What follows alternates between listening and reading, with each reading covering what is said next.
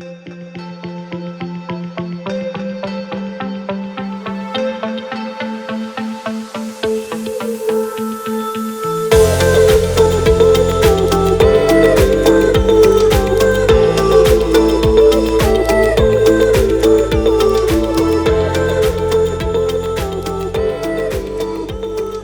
what's up, ladies and gentlemen? It's Tyler. Welcome to the Everride channel. I am going to be picking up people tomorrow for the first ever International Everride Super Rally. So that's what we're doing here. We are here in the Dominican Republic. If you can't tell already, back behind me, we've got beautiful ocean, we've got palm trees, we've got amazing resort, we've got bikini ladies and pools and all kinds of stuff that you would expect. Not that I'm into the bikini ladies. But I'm guessing that some of the attendees would probably, maybe, who knows. We're not here to talk about bikini ladies. We are here to talk about the Super Rally. I'm super excited. This is my setup, what I'm working with down here. So video quality is going to be a little bit different. Edits might be a little bit rushed. That's going to be okay. We've got a lot to talk about. This is super exciting. And I hope you'll join me. If you want to see more kind of behind the scenes footage of the Dominican Super Rally stuff, check out the Raw channel. It's in the description below. It's been around for a long, long time, but I haven't posted on it for a long time. And I'm kind of reviving that because I want people to see kind of what's behind the scenes here. And it's just awesome. This place is incredibly good. And yeah, so let's get into the cinematic stuff. Enough of my, super manly physique and my Kratos style sunburn. Anyway, let's get to it. All right, guys, so I am enormously excited, but I'm still getting things set up with audio and all that stuff you saw. So it may sound a little bit different from the normal videos, but basically Bruce, who is literally my lifeline down here, asked me if I wanted to go on a scouting mission with him yesterday to see some of the trails and get some of those flow test trail difficulty rating numbers out of the way, to see if it would be appropriate for the group that I have. And I absolutely couldn't say no. So I jumped on his Honda Tornado, which is about the same as a CRF 250L, and I did my best to chase him and my new friend Ron on their KTM and Husqvarna 300 two-strokes throughout the jungles of the Dominican Republic. For this trail that we scouted yesterday, that you're seeing right now, it actually got a lot higher scores on the flow test scale. For example, the length was a 4 because it was 4 hours. The width was a 5, which means it was just a single track, and there were definitely some steep and fairly technical spots, so I was glad that we were scouting this first and that we didn't have the group with us just yet. So as for the bikes that we're renting, that was a big point of contention between people who wanted to come, and I kind of had to go middle ground on it. Now, some guys, I'm not mocking them or anything like that, but some guys refused to come to the DR unless we were renting KTMs. That would have basically doubled the price of the rally because KTMs are double the price down here. There's a 100% import tax. They're extremely hard to find. They're difficult to rent. So, that would have been nearly impossible to get KTMs. And then other guys wanted to buy and ride the most clapped out bikes that we could find, like Top Gear style, where they go to Vietnam and they ride like a terrible scooter and an old Minsk. And anyway, that sounded really appealing to me, but I realized, it dawned on me, Top Gear has they have a mechanical crew. They have fixers and things like that, and we don't have that. My friend Zach, who was gonna come down and be my fixer, found the lady of his dreams, which is amazing, and so he decided to stay back, which is exactly what he should be doing. And so anyway, we decided to go kind of middle ground. So we're going to be riding the newer Chinese dual sports, just like all the locals ride. So they should get us around without too much drama. These Chinese dual sports are reliable as long as they're maintained, and that's what we're making sure is happening. But they're definitely not fire-breathing KTMs. So to keep the budget reasonable, but to keep things as reliable as we can, yeah, we went with those Chinese dual sports, and we'll see how they work out. Maybe everything will go fine. Who knows? The people who are coming down with me on this super rally, people who are like paying me to come and do this with me, they're extremely brave or crazy, and maybe both. But I'm going to go with brave. And especially the people who have never, there's a lot of people who are coming down who have been out on my rallies. They know me. They kind of know what to expect. They know that it's going to be really chill. The people who don't know me, who were like, oh, hey, random guy on the internet who rides motorcycles invited me to go to a foreign country and lead me around. I say that's not something that I would do, but here I am leading this thing. So I'm crazy. And it really dawned on me kind of what I was getting into yesterday when we were at a local mechanic shop, getting some spare parts for the bikes, extra tubes and master links and stuff like that. And Bruce was speaking Spanish to this guy named Ricardo and just getting things done. And I speak so little Spanish. I could pick out like one or two little things that they were saying. And it just dawned on me how over my head this all is to me. I mean, I can get a lot done on like Google Translate if I need to, but it was like, whoa. I mean, I'm in a foreign country with foreign bikes, foreign trails that I don't know. I mean, this is so out of my wheelhouse. The weather could be all over the place. And this is a beautiful country with so many amazing people, kids cheering, people waving hello, smiling faces, just kind people. But there's also drunks and angry people that yell at you and immense poverty in some areas. And so it's kind of just like, what's that old saying, like, for the grace of God go I? Like, it really is just like, okay, here we go, we're going, it's on, this is happening.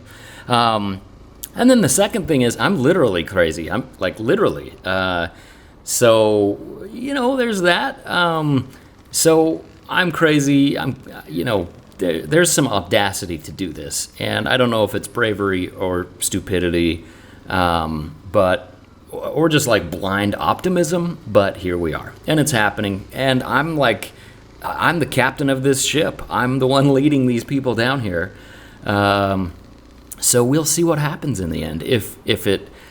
One thing that I do know is that every real wonderful adventure that I've been on, I was utterly terrified in the beginning. And if I wasn't terrified, it wouldn't have been an adventure. And I am terrified right now. Don't want to unsettle the people who are coming, but I'm pretty, it's like, holy crap, this is a lot on my shoulders.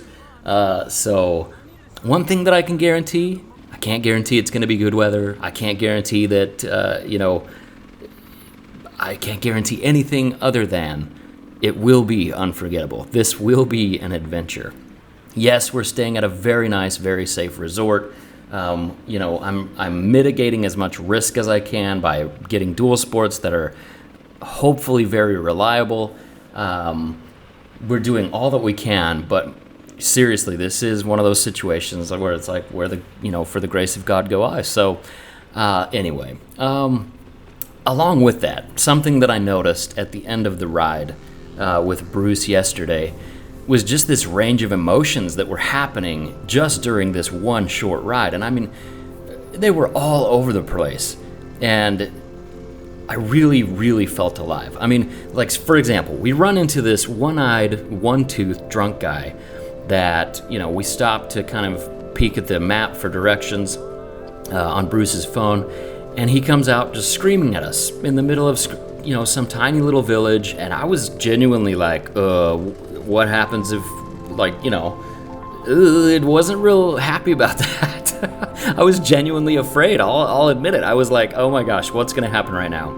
And then we're crossing these rivers with these little kids swimming and waving and singing, and everybody's pumped up. And then we're going, we're riding next to this. We ride out of the jungle into this, unforested area, and there's this pickup baseball game next to a river where everybody's giving us the rev engine symbol and wants us to do wheelies, and it's just amazing, and everybody's cheering, and it's like, what? Why do we deserve any cheering?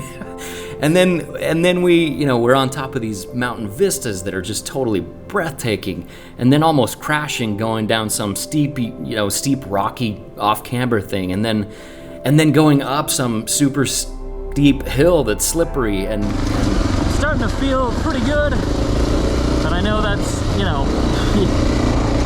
you can't, whoa, so slippery. I was just gonna say, you can't let your guard down. when you start feeling good, that's quick.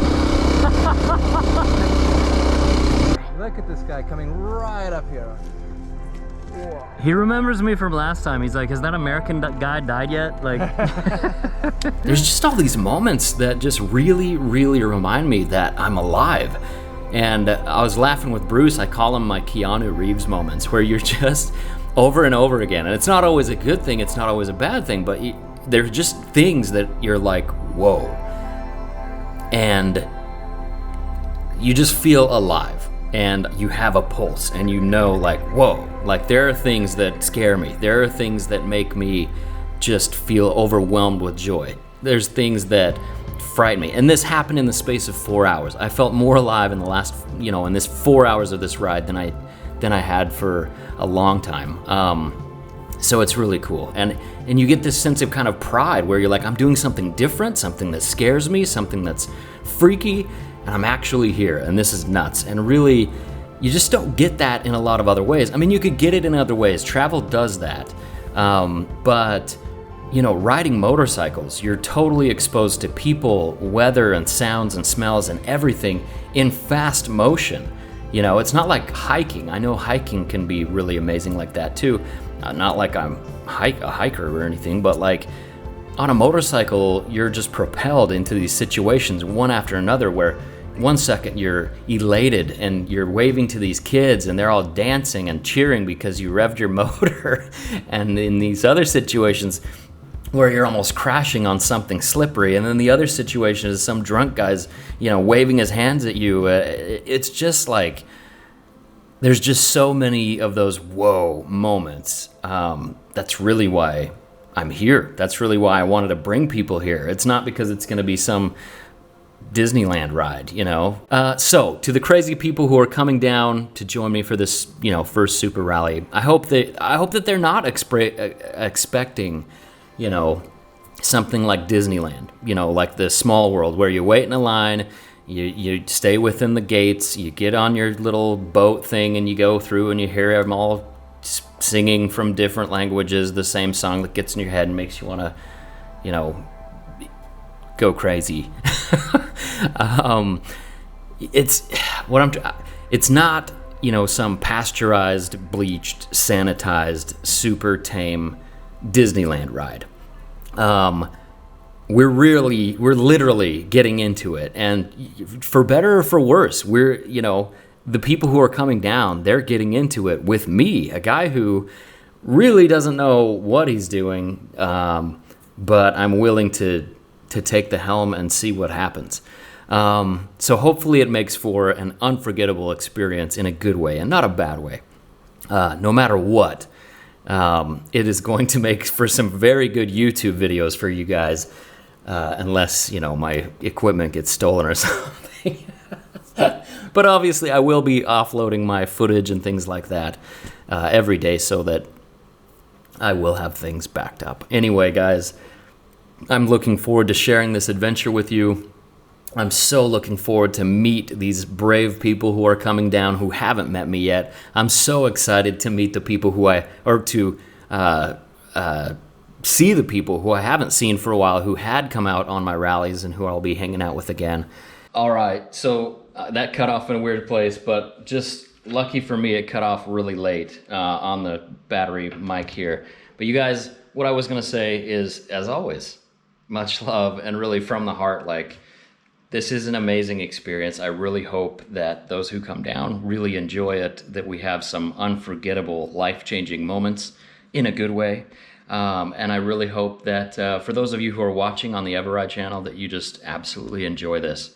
Again, the editing's not gonna be like totally spot on because I only have like a few hours to edit instead of like weeks, which I normally obsess over my videos. And I usually delete a lot of stuff that doesn't ever make it onto YouTube just because I'm like, it's not good enough. I'm down here, I don't have time to, I just gotta get stuff out there. So hopefully that's all right. But you guys, thank you so much for watching, and much love, as always. Everride out.